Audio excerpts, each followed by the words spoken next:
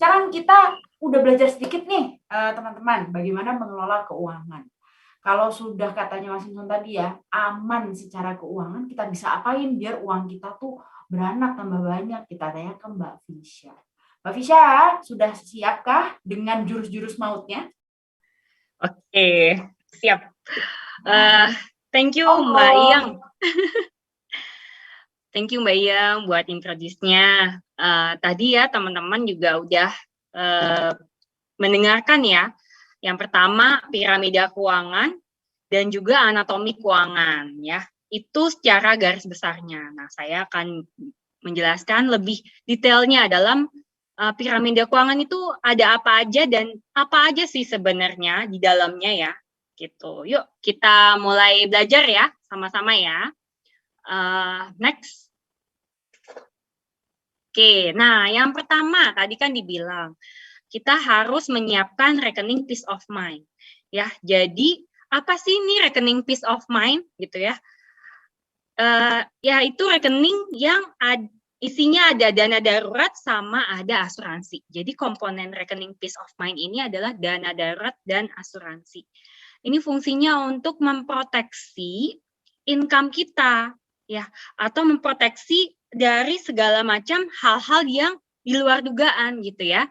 Nah, kalau dana darurat itu kita punya rule of thumb, yaitu kita harus siapin 3 sampai 12 kali biaya hidup. Nah, ini juga tergantung profilnya masing-masing ya. Kalau biasanya kalau yang single minimal 3 kali biaya hidup. Kalau sudah married, setidaknya 6 kali biaya hidup.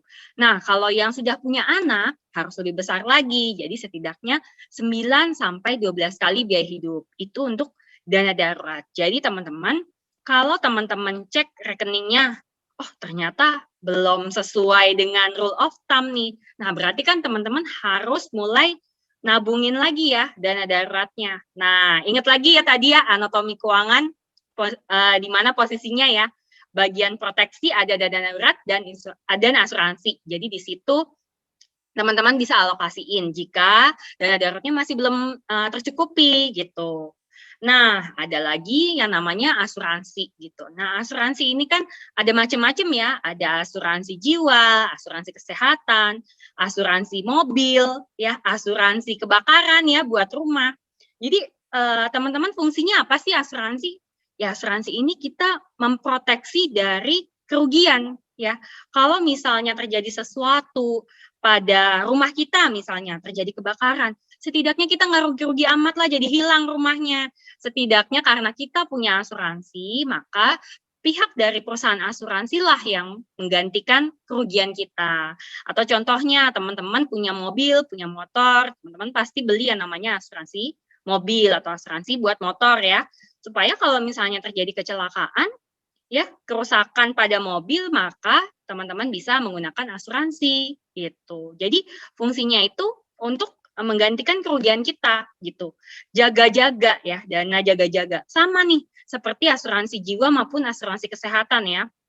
Di masa sekarang ini terlihat nyata sekali ya bagaimana pentingnya sebuah asuransi. Karena kan ketika pandemi ini kita istilahnya resiko itu ada di depan mata gitu ya. Nah, inilah fungsinya untuk menjaga ekonomi kita, keuangan kita, supaya jangan sampai rencana keuangan kita di masa depan ini jadi berantakan hanya karena kita terkena satu resiko yang tidak terduga, sehingga kita harus ngambil tabungan masa depan kita, kan kita nggak mau seperti itu ya, teman-teman ya. Boleh selanjutnya, nah kita mau bicarain yang namanya fondasi. Ya tadi saya bilang, satu kejadian yang tidak terduga bisa merusak perencanaan keuangan sebagus apapun jika tidak dibangun di atas fondasi yang kuat. Ya, nah ini aku kasih contoh seperti rumah. Ini kalau rumah di Jepang itu beda ya fondasinya sama rumah di Indonesia ya. Karena mereka itu memang tanahnya itu kan sering gempa ya. Jadi mereka juga bikin rumah itu fondasinya sangat kuat.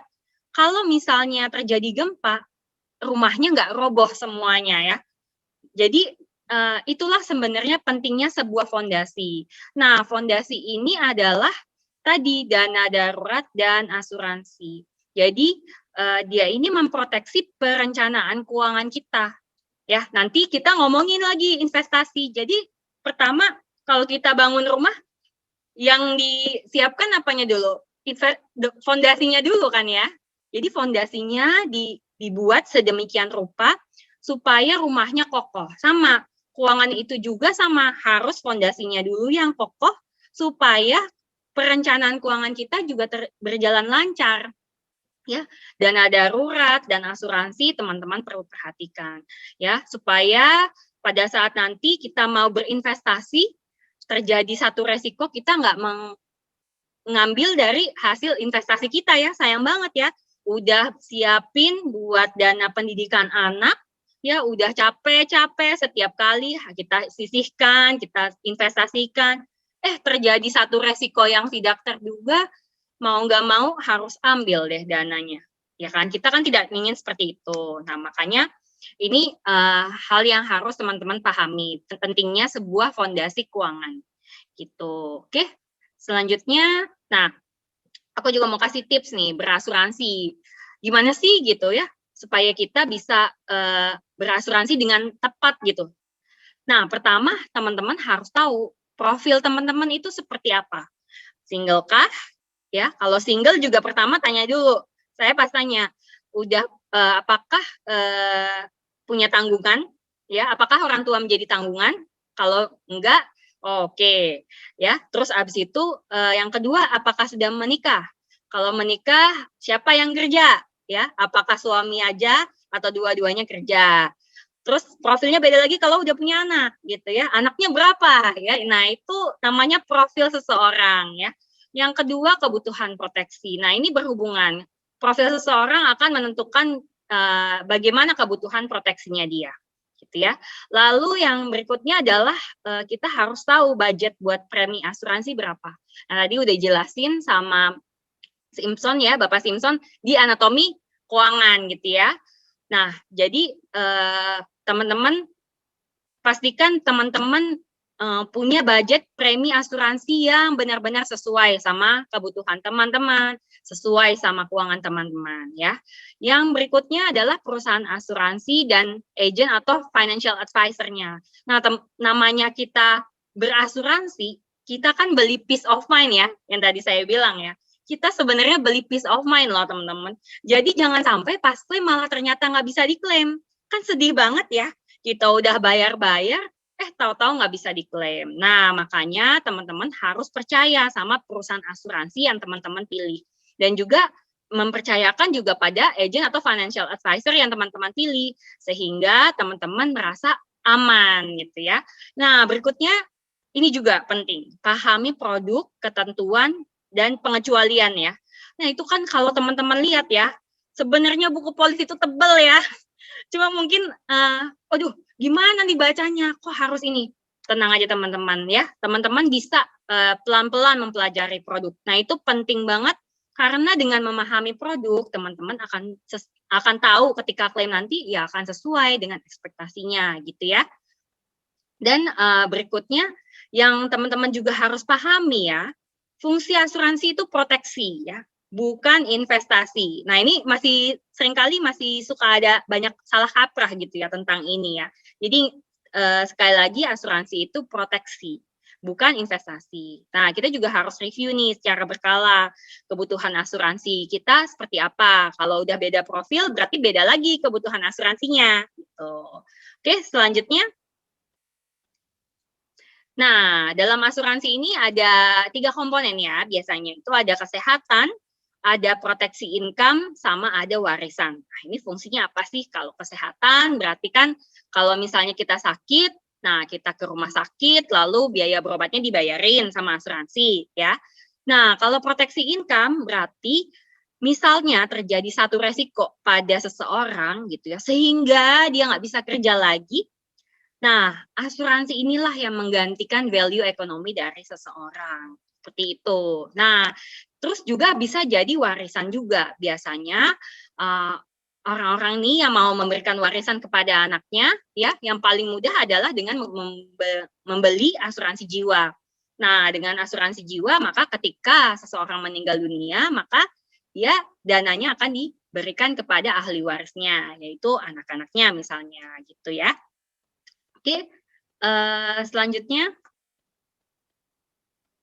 Nah, sekarang kita ngomongin investasi nih, ya, sering jadi hot topic dalam dunia keuangan ya. Nah, kita juga harus memiliki habit investasi. Jadi jangan setengah-setengah kalau kita mau berinvestasi ya. Jangan bulan ini nabung, besoknya nggak nabung, bulan depan nabung lagi gitu. Jadi nggak konsisten gitu. Nanti investasinya nggak terbentuk sesuai planning kita gitu. Ya, selanjutnya nah kita pengen tahu nih. Next. Perbedaan profil resiko dalam berinvestasi. Nah, teman-teman juga harus tahu, teman-teman di profil resiko yang mana sih? Apakah konservatif, moderat, atau agresif? Ya. Nah, ini beda-beda, tergantung tujuan investasinya apa. Resikonya juga seberapa ingin kena resiko ya, gitu ya. Kalau misalnya berani sama resiko ya, berarti tipenya agresif gitu. Nah, jangka waktu berinvestasi juga akan menentukan apakah konservatif, moderat, atau agresif.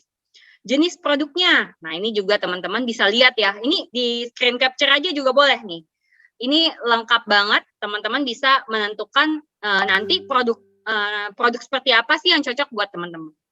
Ya, terus kecenderungan investor juga menentukan. Kalau teman-teman masih pemula, nah, teman-teman berarti masih tipe yang konservatif gitu. Atau misalnya udah mau pensiun gitu ya.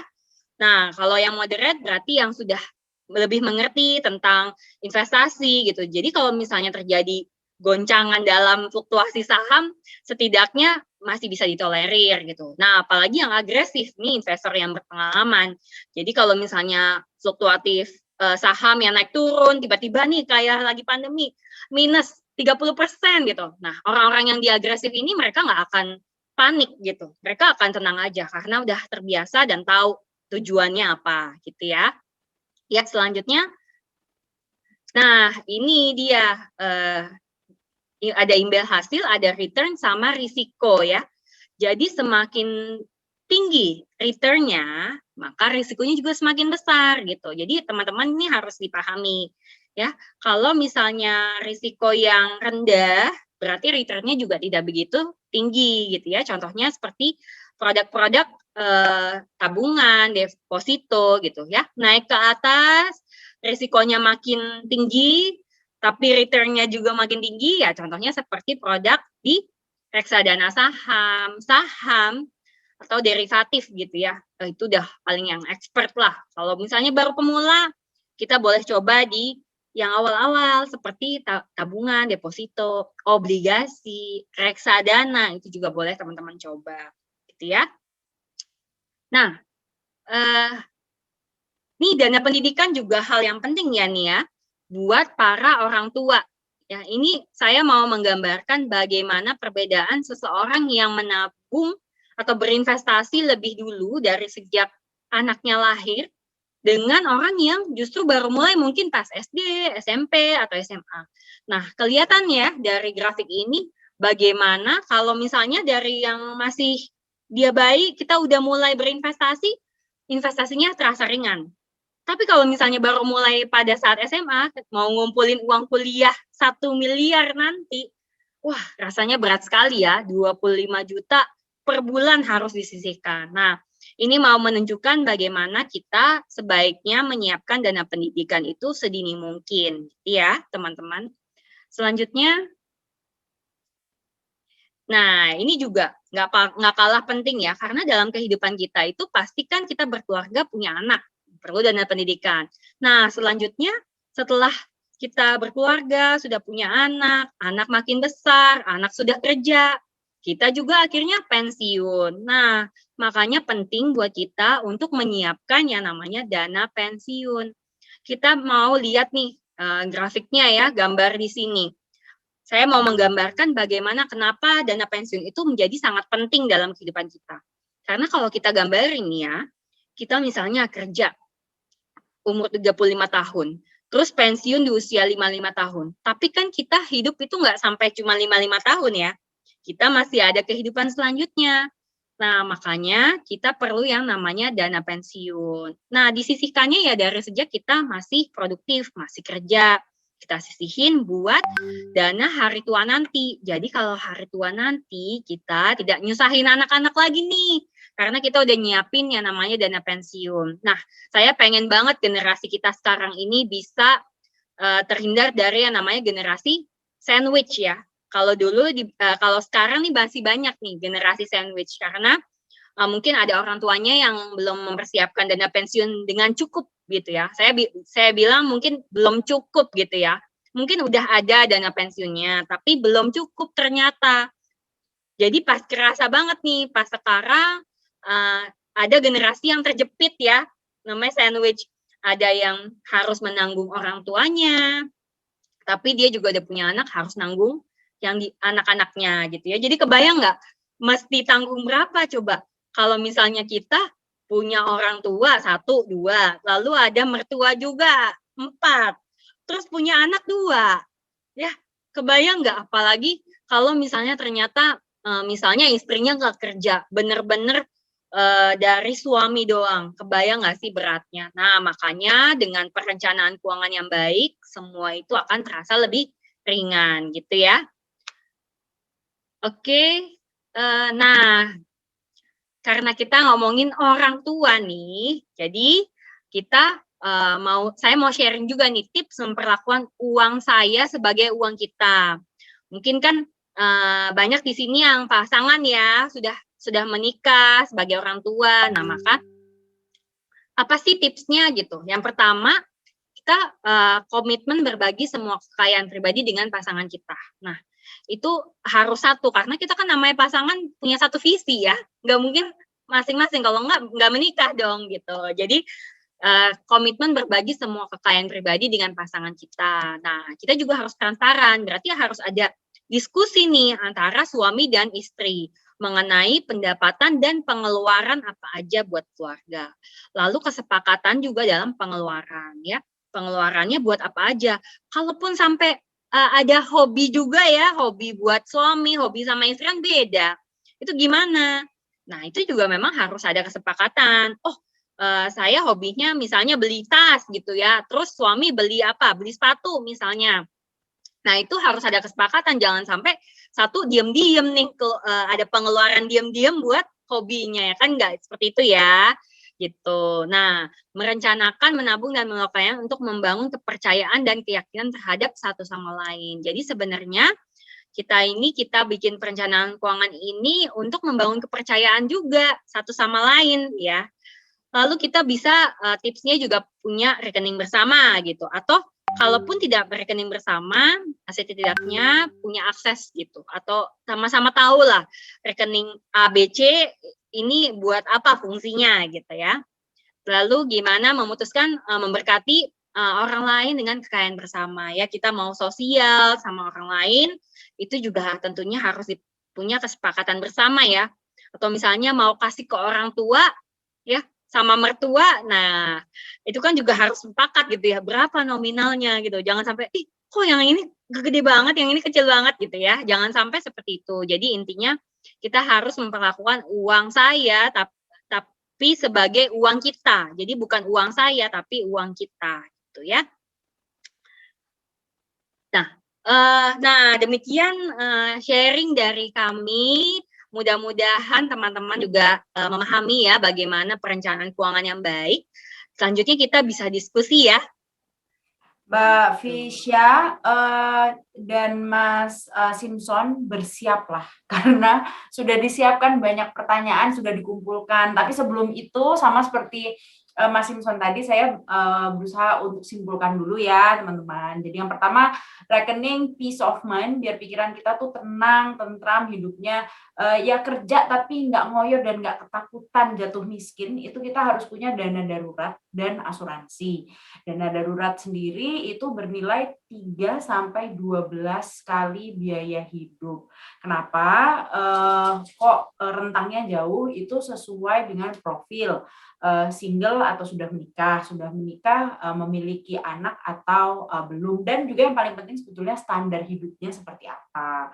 Lalu selanjutnya proteksi, yang disebut dengan dana proteksi itu adalah dana jaga-jaga, misal tiba-tiba sakit, sudah tidak perlu memikirkan wah saya nggak punya uang untuk ke UGD gitu karena itu akan ditanggung oleh asuransi. Tapi jangan lupa untuk memahami aturan mainnya asuransi. Sudah ada pertanyaan tentang asuransi loh Mbak Fisya, nanti kita bahas. Lalu selanjutnya kalau investasi itu dana simpanan, dana yang diharapkan untuk bisa berlipat ganda dan bisa kita nikmati nanti atau malah kita tinggalkan untuk ahli waris. Dan yang terakhir, ingin uang berlipat ganda cepat tapi ogah rugi, itu bagaikan Iyeng ingin jadi putri Indonesia, guys, yaitu nggak mungkin.